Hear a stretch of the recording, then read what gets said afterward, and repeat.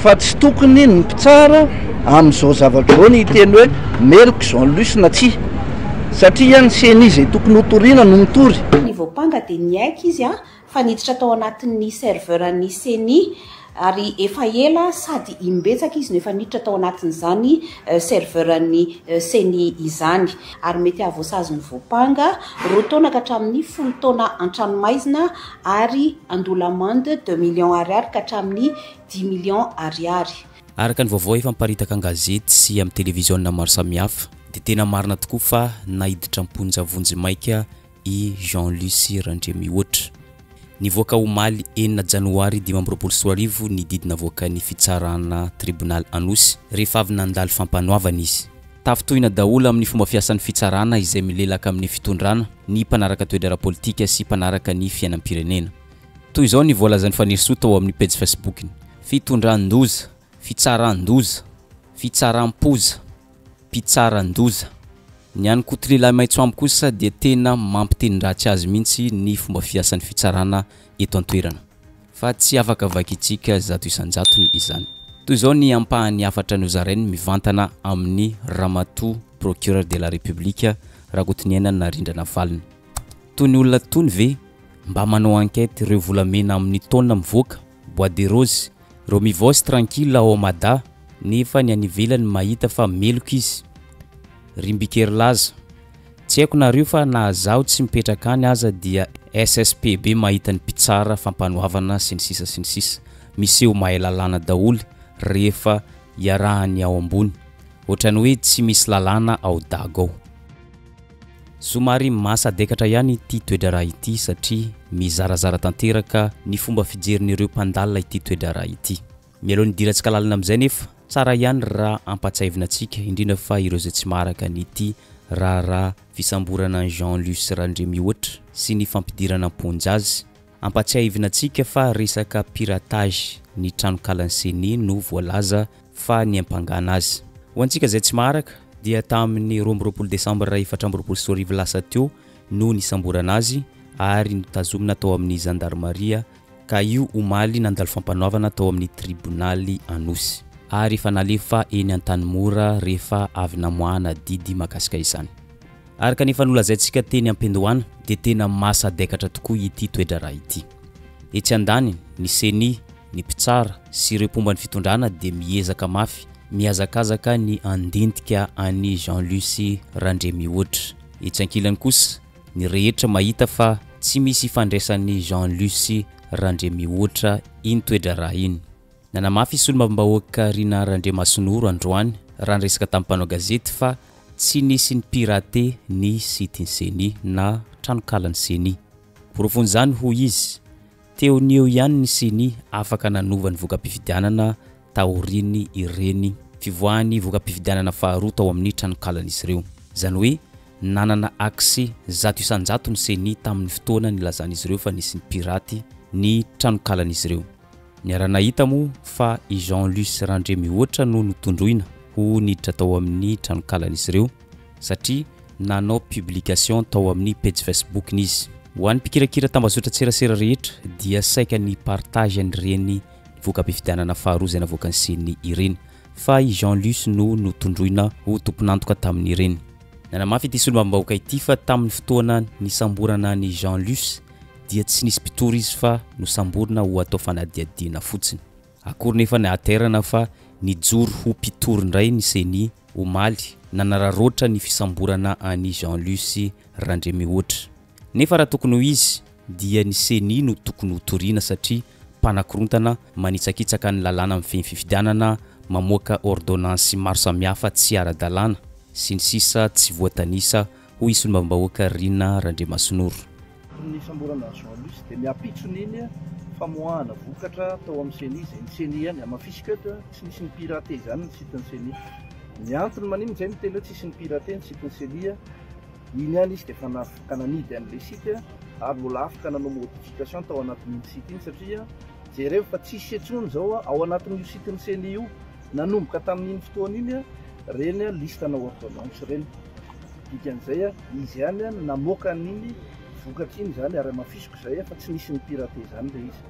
Ny faharoa tao aorianan'iny misy amborana amin'ny Jean Luc ary nitazomana azy teny amin'ny gendarmerie ary niakatra parquet moa izy omaly dia nivadika AMD izy ankehitriny.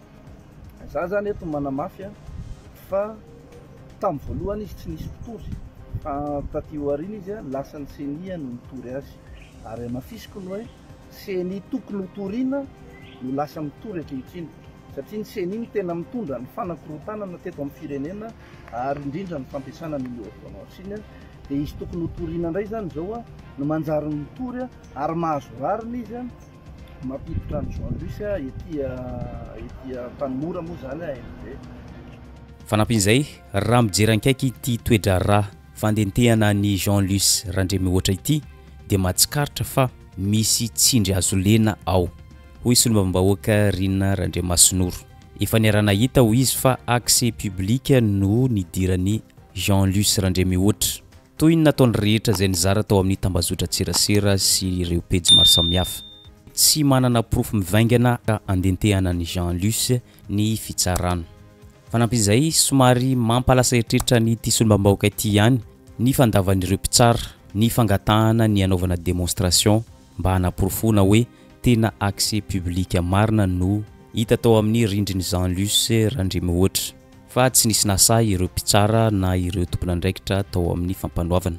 Tsy fantatra izay tena antony fa mety matahotra angamba izy ireo sao dia tsy hita intsony ny anameloana ny Jean Luc. Aminay resaka fanaovana tsindry azo lena reny nahazo ny Jean Luc reny izay efa nanao antso satria raha hita tamin'ny fitsarana omaly dia tsy manana kapasité akory ny mpitsara tena hitsara marina hoe nanao piratage sa tsy nanao piratage iny sitin'ny CENI iny i Jean Luc. Mahatonga any miteny an'izany satria resaka information accès au public no nampiasainy Jean Luc fa tsy tafiditra tanana paramétrage na resaka modification mihitsy izy ary ny olona rehetra afaka niditra tao anatin'io site io nanao an'izay consultation zay mijery information zay tianao rehetra ao ary tamin'ny fotoana omaly dia mbola niantso ary rehefa niantso an'izay hatry ny ela ny Jean Luc hoe amin'ny ordinateur zahay hidémontrenay fa public ty site ty fa tsy resaka mila login na mila mot de passe ahafahana mitsofoka tao fa hatramin'ny mpitsara omaly dia tsy nampiasa an'izay ordinateur zay. Efa fangatahana treny amin'ny gendarme ny ahafahana manao an'izay hidémontrena hoe tsy misy fanameloana tokony atao amin'ny Jean Luc kanefa moa zany tsy nisy sana miseho an'izay ordinateur zay ary natao fitsarana ary tsy sana mioka an'izay dia voaka fotsiny didy rehefa aveo hoe AMD Jean Luc zany. Toy ny mahazatra amin'ity fitondrany Andry Rajoelina ity dia rehefa misy toedra raha mafampana dia tsy maintsy eo foana ny procureur de la République Rakotiniaina na Rindrana Valina mandray fitenenana mandray antanana ny toedra raha. Tamin'ity raha Jean Luc Randremihoatra ity dia nanao fanambarana ity procureur de la République ity fa tena niaiky i Jean Luc Randremihoatra fa niditra tao amin'ny tranokalan'ny CENI izy. Tsy indray mandeha hono, tsy indroa fa imbe be tamin'ny fotoana miverimberina hoy ity procureur de la République ity Ramatoa Rakotiniaina na Rindrana Valina. Io voapanga io dia informaticien ary isan'ny mpikambana tao anatin'ny comité ad hoc nanao ny famolavolana sy ny auditin'ny tranokalana sitin'ny CENI.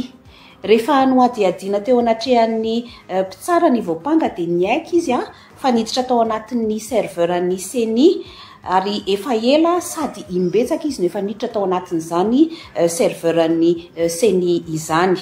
Izany hoe tsy vao tamin'io asabotsy faha 1 volana Desambra 2024 io izy no niditra tao anatin'ny izany serveuran'ny CENI izany. Manaraka izany rehefa nosavaina ny solosainan'ny voapanga dia nahitana capturany accès répertoire route an'ny CENI.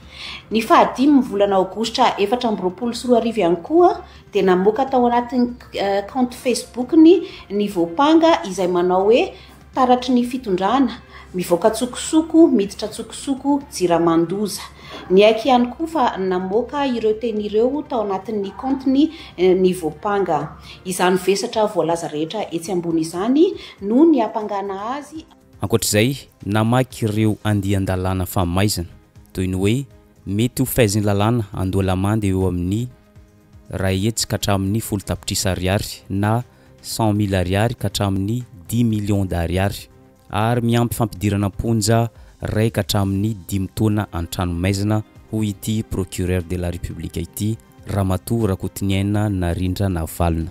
Ny reto loham-pampangana manaraka ireto. Voalohany, fidirana tsokosoko tanaty système d'information izay voatondry fahaizany ny andininy fahatelo ary fahaenina ao amin'ny lalàna 720 teboka aotraotra enina tamin'ny 17 volana Jolay 2020 mikasika ny ady atao amin'ny cybercriminalité izay mety avoasazy azy andolamandy 100,000 ariary ka hatramin'ny 10 millions d'ariary. Faharoa, fampidirana na fanovana données informatique mba inona fa marina izany données diso izany izay voatondry fahaizany andininy fahadimy ary fahasivy ao amin'ny lalàna voalaza etsy ambony etsy ary mety avoasazy ny voapanga roa taona ka hatramin'ny 10 taona an-tranomaizina ary andolamande 2 millions ariary ka hatramin'ny 10 millions ariary. Fahatelo, fanotohinana ny filaminana anatiny, indrindra ny fanovana ny voka-pifidianana voakan'ny seny ara-dalàna ka miteraka fanakorontanana eo amin'ny sain'ny mpifidy ary mandrisika ihany koa ny vahoaka ikiomy amin'ny jiramaso ny fitondrana tamin'ny publication izay navoaka ny milaza hoe jiramandoza. Izany dia voalaza sy voatondry ny andininy fa 150 andalana fahatelo sy faharoa amby 70 amin'ny fehezan-dalàna famaizana ka mety avoasazy eritaona ka hatramin'ny 5 taona hatranomaizina. Ireo vesatra mianjady amin'ny voapanga voalaza etsy ambony ireo no nampidirana ponja azy vonjimaika mandra-pahatonga ny fitoam-pitsarana azy. Tsara ihany raha iverenantsika ny toy ny resaka ny fanaovan'ny solombam-bahoaka Rina Randriamasinoro tamin'ny mpanao gazety. Ny zavatra tsikaritra ho ity solombam-bahoaka ity dia mpitsara tsy mahay ninina makasika ny informatika no nandray andraikitra ny fitsarana azy. Mazava ho azy fa tsy misy mandeha amin'izay laoniny ny fitsarana izay navoakan'izy ireo, indrindra fa ny didy izay navoakan'izy ireo tamin'ny Andriamatoa Jean-Luc Randremihoatra. Raha ny amin'ity solombam-bahoaka ity manokana dia zao, tsy tokony mpitsara tsy mahay ninina makasika ny informatika no hitsara raha resaka informatika no ny raharaha mipetraka eny anivon'ny fitsarana. Fa lasa mandeha amin'ny tsy tokony ho izy ny fitsarana izay atao. Anatin'ny liste efa nanao antsy izay hoe tsy tokony amin'ny alalana mpitsara izay tsy mahalala ny resaka informatika fa adevitra informatika fotsiny no anagadrana na amelohana Jean-Luc. Fa izay efa nanao antsy hoe raha tena fantatry ny seny fa haindehiben'ny firenena ny information tazominy raha nisy ny pirateny sitany dia tokony nampiantso auditeur avy hatrany izy. Mba misy expert zany ary nampinoid ary tokony mandefa audit mijery an'io sitany seny io hoe nisy ny pirate tokoa ve dia mba rapport d'audit amin'izay ny resahana hoe nisy ny pirate le izy dia tracena iza no pirate azy satria tokony ho hitan'ny auditeur zany fa tsy amin'ny alalana hoe fitoriana fotsiny dia tiana ho aletika Jean-Luc dia tiana ho aletika izy. Dia ny farany ao anatin'izay dia tena misarika ny sainy vahoaka malagasy rehetra mihitsy ary tena mametsiny ny seny. Raha ohatra ka mbola lazaina fa piratazina site no nitazomana Jean-Luc, ny antony dia tsotra.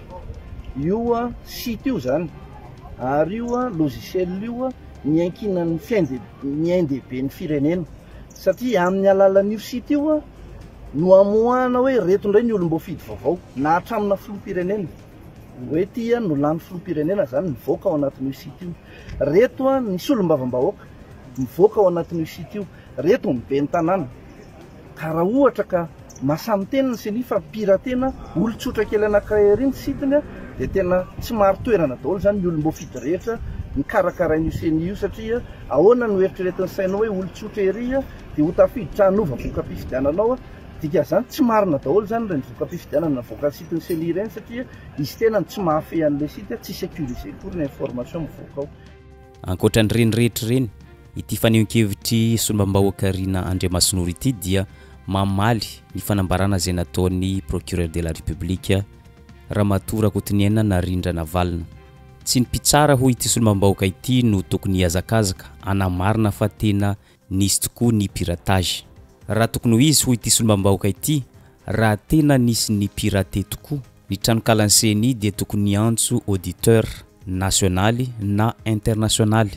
Zany hoe tokony ny antso manampahaizana manokana makasika ity toedraraha ity na ireo na teknisiana afaka mikirakira ny resaka informatika mba afana manadiady, mba afana mitondra valy ny fanadiadina maropotra hoe tena nisy tokoa ve ny piratage na tsy. Fanjavanisy dia tsy ny antso ny expert ny seni fa tonga dia nanao fanambarana tsotro zao hoe nisy niditrankery ny tranokalan'izy ireo, nidiran'ireo olona tsy mataotody araka nambaran'izy ireo tamin'izany. Araka izany tsy marina ny fanendrikendrehana zay atao an'i Jean-Luc Randremihoatra hoy ity solombambaoaka ity. Fa tsy tokony ny mpitsara amin'izao zavatra zao ny hiteny hoe meloko Jean-Luc na tsy, satria ny seni zay tokony hotoriana no mitory, ary ny faharoa manaraka izany reo seni ireo tsy auditeur akory ary mpitsara tsy auditeur, fa tokony maka auditeur tsika na international na national ary anaovana rapport contradictoire mihitsy zany, zay vao afaka mamoaka hoe nisy ny trakesa tsy nisy ny sitiny senia, dia tokony hita zany tracé zany hoe iza ny nanao azy fa tsy hoe samborina le olona dia hoentina ty amin'ny fitsarana dia ny olona tokony hotoriana ny lasa mitory dia manetsiketsika an'izay dia hoe izy zany no voaheloka rehefa raha ohatra ka olona anankiray iny zany raha Jean-Luc no milasa afaka nanovany voka-pifidianana tao na nitafiditra tao amin'ny senia zay tsy mitombona mihitsy zany, dikan'izany zay olom-pirenena zay olona olom-boafidy rehetra zany teto amin'ny firenena tsy maro toerana daholo satria tsy sécurisé akory zany ny sita amoana ny voka-pifidianana. Inona moa zany sita nandaniana ohatrinona io no antokisan'ny rehetrarehetra dia androany dia hoe olon-tsotra ery ny milaza ina fa tafiditra ao anatin'io mety hanova zavatra ka aminay zany raha mijery an'izany dia tsy fahamamporana tanteraka zany eto amin'ny firenena, ary zay ny ataoko hoe ny olom-boafidy rehetra zany na iza lany tamin'ny fikarakarana io seni io tsy maro toerana zany satria hita mibaribary hoy ity solombambaoaka ity fa afangaron'ny mpitondra fanjakana resaka politika maloto ity toedraraha ity. Ny zava-misy ankehitriny hoy izy tsy Jean-Luc Randremihoatra ihany no nisamborin'izy ireo fa hatramin'ny zanany no tazomin'izy ireo ary tsy fantatra mandraky ty androany ny antony nisamborana azy. Ny fampiresahana tamin'ny Jean-Luc moa zany dia nanontaniana tokoa izy hoe manao ahoana ny zanaka Jean-Luc, mbola voatazona eny ve dia nivalinteny azy mbola voatazona teny ny zanany. Nanontaniana mivantana izy inona Jean-Luc ny tena antony hitazomana ny zanaka ao eny na izy rainy ary tsy manana vanim-panontaniana hoe inona tokoa le tena antony hitazomana ny zanany eny. Fa zay moa zany le izy efa rasa resaka politisé loatra dia amin'izay raha vao mahita figure politika zany ny ao amin'ny gendarme mitazona dia voararana le fitsofohana mba tena hafahana mijery zay tena information marina mahakasika an'le raharaha. Ankoatran'izy mianaka ve misy olona hafa efa hoe mahakasika an'izay aloha mbola tsy fantatra fa ho anay avy aty amin'ny antoko tim avy aty amin'ny fanoherana sy ny firaisan-kina aloha zany dia Jean-Luc aloha zany no tena hitanay voakasika mivantana tamin'iny resaka raharaha iny zay averiko ihany tsy Jean-Luc mihitsy no namadika niny zavatra tao anatin'ny seni iny fa ny seni ihany sy izy zareo tao ihany nanao an'iny profo rehefa nivoaka iny ny publien'ny olona rehetra nikatona avetrany ny sitiny seni tsisy tafiditra tao. Raha olona ty ivelany no nipirate ka napiditra information tao dia tsy tokony tafaverina tao ntsony ny seni. Eto mpamarana dia zao mafana dia mafana ny toedraram-pirenena eto amintsika indrindra fa eo amin'ny lafiny politika. Tsy miafina amin'ny rehetra fa manao fanaparam-pahefana ity fitondran'ny filoha Andry Rajoelina ity, mampiasa ny heriny rehetra, mampiasa ny fitsarana, mampiasa ny mpitandro filaminana, mampiasa ny mpiasa-panjakana, amoretana ny vahoaka, amoretana indrindrandrindra ireo avy amin'ny fanoherana. Ny fanoherana raha teo dia tsy karitra fa tsy dia tena amin'ny heriny zato isan-jatony satria mizarazara ny fanoherana ankehitriny ka lasa ararotiny ity fitondrana mampijaly vahoaka ity. Tsara ihany raha songadintsika ety amin'ny farany ny fanehoan-kevitra politika izay nataony pejy politika ranoray. Milaza ny fahalemeny ny vondron'ny fanoherana. hoy izy tao amin'ny pejiny hoe andro vitsivitsy tateorina ny fiantsoana ny fitambarana hery nataony vovonana firaisankina dia tsy mbola mety teraka aloha hatreto ny fiaramientan'ny fanoherana manoloana ny raharam-pirenena. Ny azo antoka anefa dia samy matsapa izany izy ireo fa tsy misy mahavita tena irery ary tsy maintsy manambatra hery ihany raha te hanomboka ampietsika ny volomason'ny mpitondra. Sarotra nefa ny ahitana maromatra iraisina satria hitataratra fa mahatanjaka ny tsy fifampitokisana sy ny fifandrafiana eo amin'ny sampanohitra. Voalohany amin'izany ny ady mangatsika nisy teo amin'ny Vepanina sy Tendrandrena Solonyaiko sy ny filohan'ny HVM Rivo Rakotovao izay mbola mitana lahelo no ny fifampitoriana nisy tany Mahajanga. Eo ihany koa ny tsy fifampitokisana intsony eo amin'ny filoha teo aloha Marika Ravalomanana sy Tahina Razafinjoelina no ny resaka fifanarana miafina izay nataon'ny filoha teo aloha Marika Ravalomanana sy filoha Andry Rajoelina. Ny ekipan'ny Tiako Madagasikara moa dia efa nanao an'ny Tahina Razafinjoelina ho Jodasy mihitsy ka mety ho sarotra indray ny mbola ifanambitamby. Ny solombam-bahoaka Ronan Ratsiraka ihany koa dia hitataratra ihany fa mbola mitana lahelo amin'ny filoha teo aloha Marika Ravalomanana no ny fanagadrana azy sy ny zava-misy tamin'ny fifidianana 4 efa misy ihany anefa ny fifanantonana eo amin'ny lehibe ny antoko sasantsasany. Miezaka mitady fomba hiarahan'ny fanoherana rehetra indray Ihajo Andriananarivelo sy i Rivo Rakotovao kanefa raha ireo zava-misy ireo dia mety chou blanc ihany hoy ny teny vahiny zay. Ary ity fanehoan-kevitra politika ity dia nofaranana amin'ny hoe raha tsy misy zany zava-dehibe vaovao miseho na miparitaka ekeny rehetra mipoitra dia sarotra ny isen'ny fiarahan'ny mpanohitra. Ahoana ny hevitrao hoy politika ranoray. Mety hanana ny toerana anatin'ny fifampirahana ihany koa ve ny mpitondra fivavahana dia tapitra treo ny fanehoan-keviny. Raha izao toe zava-misy ankehitriny izao dia ny vahaolana dia tsy misy afa-tsy ny kabary izay nataony solombam-bahoaka Rina Randriamasinoro tamin'ny 3 Janoary 2022 dia ny hoe ampy izay ny resaka natao zay, ampy izay ny kabary sy ny lahateny maro samihafa. Fotoana izao izy hitsanganana andraisana fanapahan-kevitra anaovana action mivaingana azo tsapain-tanana. Manantena ny mpitarika ho izy hitondra zavatra azo tsapain-tanana ary mampanantena ny vahoaka malagasy ihany koa izy fa isy zavatra mivaingana atsoatsy. Efa be zay firesahantsika zay, efa be zay kabary nataontsika zay, ny zavatra andrasan'ny olona zao dia anao inona ny areny dia maro izotra ho azy tsika. Dia manantena zay manantena nareo mpitarika zay fa isy zavatra hivaingana ho ataontsika atsoatsy ary zay koa manome tompony vahoaka malagasy raha misy ny fijoroana amin'ity firenena ity dia ho voalohany zay fa tsy faharoa mba hahafahana manavitra ny firenena misaotra tompo. Araka izany rehetra izany dia mafana ny toedra raharam-pirenena eto amintsika fa ho arahantsika miandalana ny mety ho toy ity toedra raha ity. Ary izay koa mamarina ny videontsika androany aza adino misabone sy manisy amin'ny videontsika amin'ny manaraka indray.